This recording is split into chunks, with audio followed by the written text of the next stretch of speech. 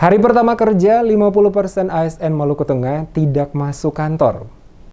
Pada hari pertama kerja seusai libur nasional dan cuti bersama Idul Fitri 1443 Hijriah, tercatat hanya 50% ASN pemerintah Kabupaten Maluku Tengah yang berkantor. Sekretaris BKPSDM Maluku Tengah, Sarisa Tihurua, yang dikonfirmasi DMS Media Group di ruang kerjanya pada hari Senin 9 Mei mengakui hanya 50% ASN tercatat masuk kantor, sedangkan sisanya tanpa alasan yang jelas. Disebutkan banyak kemungkinan membuat para ASN belum bekerja, salah satunya kendala transportasi. Dirinya mengaku belum mendapatkan kejelasan mengapa ASN belum masuk kerja. Karena itu, Pemda setempat akan menindak tegas dan memberi sanksi untuk ASN yang belum berkantor. Dikatakan, BKPSDM akan menyurati seluruh kepala OPD untuk mengevaluasi ketidakhadiran ASN di hari pertama masuk kantor. Dikatakan libur dan cuti lebaran Idul Fitri 1443 Hijriah yang diberikan pemerintah sudah cukup lama, sehingga tidak ada alasan bagi ASN di lingkungan Pemda Maluku Tengah untuk menambah libur di luar waktu cuti bersama yang telah diberikan. Ditegaskan jika ada ASN yang kedapatan melakukan pelanggaran, maka bisa dikenakan sanksi sesuai dengan aturan yang berlaku. Sanksi yang diberikan mulai dari teguran lisan hingga penurunan jabatan sesuai amanat peraturan pemerintah atau PP nomor 94 tahun 2021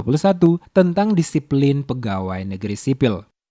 Khususnya di pemerintah daerah, kalau saya mau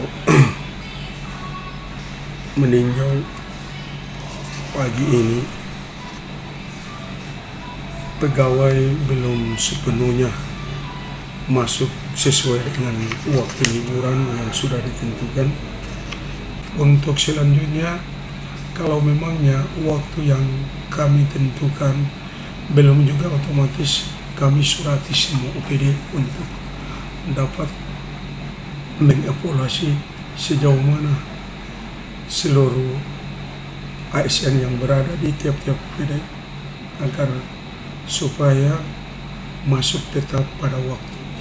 Diketahui meskipun berulang kali diancam sanksi, banyak ASN tetap bolos usai libur nasional maupun cuti bersama yang ditetapkan oleh pemerintah. Imbauan untuk tidak bolos kerja yang disertai ancaman sanksi menurutnya banyak kalangan tidak efektif meningkatkan kedisiplinan pegawai negeri yang rendah. Fenomena itu terjadi terutama di organisasi perangkat daerah dan lembaga negara yang belum menerapkan metode sidik jari untuk presensi, jadi daftar kehadiran rentan dimanipulasi.